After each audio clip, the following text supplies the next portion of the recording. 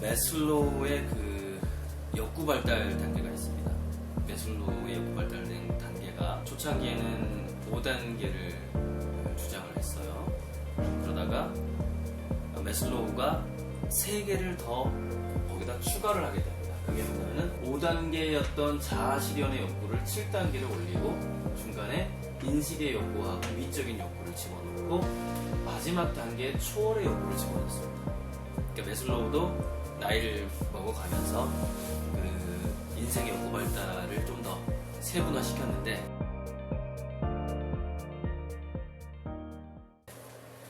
제가 공부를 하다 보니까 에릭슨도 평생 발달을 8단계로 만들어 놨다는 것을 발견하게 되고, 그래서 매슬로우 에릭슨 평생 발달 8F 해가지고 이걸 제가 창작한 겁니다. 그러니까 매슬로우 이론하고 에릭슨 이론을 결합을 시키니까 신기하게도 이게 잘 맞아떨어져요.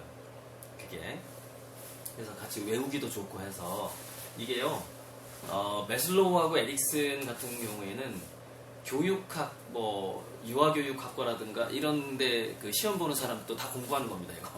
네, 가지고 또 상식이라고 볼 수 있어요. 교육학 쪽에서는.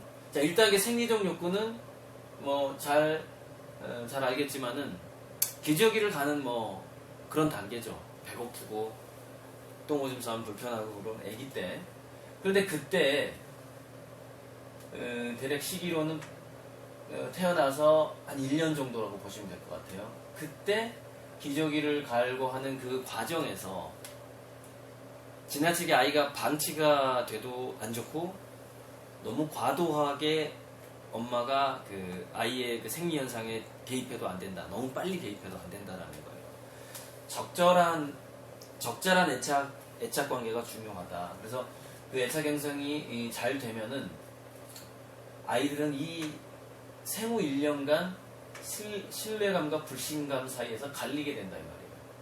방치하게 여기서 이때 적절한 사랑을 못 받으면은 평생 동안 이 사회와 세상 사람들을 불신하면서 살게 되는 그런 심리에 빠져들 수가 있다. 이게 이제 에릭슨의 연구입니다. 이게 2단계가 이제 안전의 욕구인데, 안전의 욕구에서는 중요한 게 1단계에서는 신체적인 느낌, 내가 똥오줌 싸서 불편하다는 느낌. 2단계에서는 젖을 내가 배고플 때 적절하게 내가 공급을 받고 있는가, 내가 굶어 죽지 않겠구나, 이런 안전의 욕구, 그것과 좀 더 관련이 되는 것이죠. 그런데 에릭슨으로 넘어가게 되면은 3세 이후에 이겁니다. 자기결정적으로 양육이 돼야 된다. 그러니까 언어의 주도성이라든가 놀이의 주도성을 엄마가 아이의 주도성을 뺏으면 안 된다는 거예요. 그래서 거기서 자기결정성을 뺏기게 되면은 아이들은 수치심을 갖게 되는 거고, 자기결정성을 갖게 되면 아이들은 자율성을 갖게 되는 겁니다. 여기서 금지 언어 있잖아요. 안 돼, 지지, 그건 창피한 거야, 이런 언어들을 3세 이후에 아이들이 많이 듣게 되면은 왠지 수치스럽고 수동적인 아이로 바뀔 가능성이 많죠. 자율적인 게 아니라. 그래서 자기 결정성이 있고 놀이의 주도권과 그 먹는 행동, 먹는 것에 있어서 주도권. 그러니까 아이가 배고프지 않았는데도 엄마가 자, 밥 먹을 때 됐어, 먹어.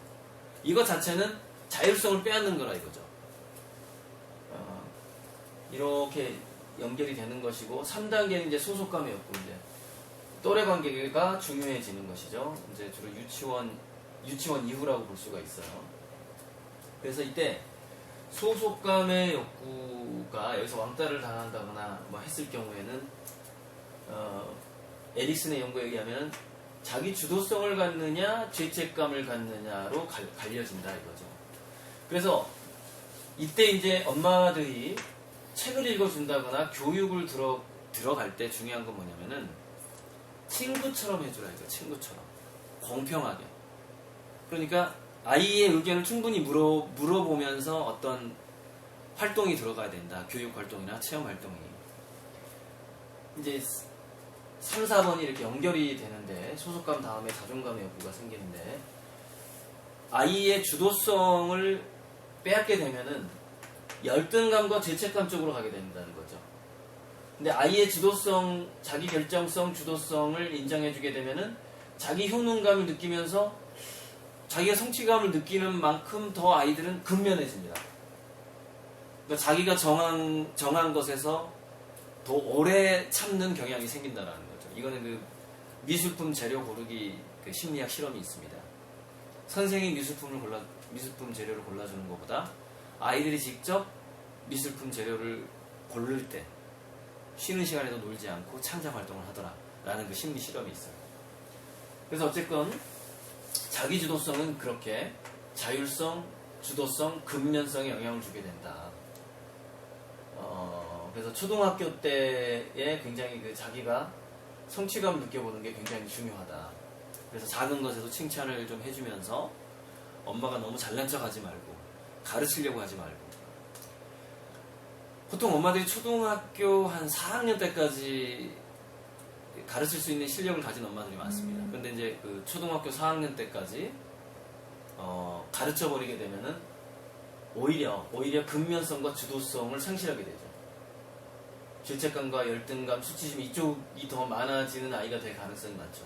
근데 이게 초등학교 때는 그 별로 표시가 안 나는데 그 다음 단계에서 표시가 나게 돼요. 즉 중학교 가서부터 그 아이가 근면성, 주도성, 자율성이 부족해진다는 얘기는 두뇌 속에서 도파민이라는 호르몬, 자기주도성과 호기심의 호르몬이 더 적게 나오는 아이가 된다라고 볼 수가 있죠.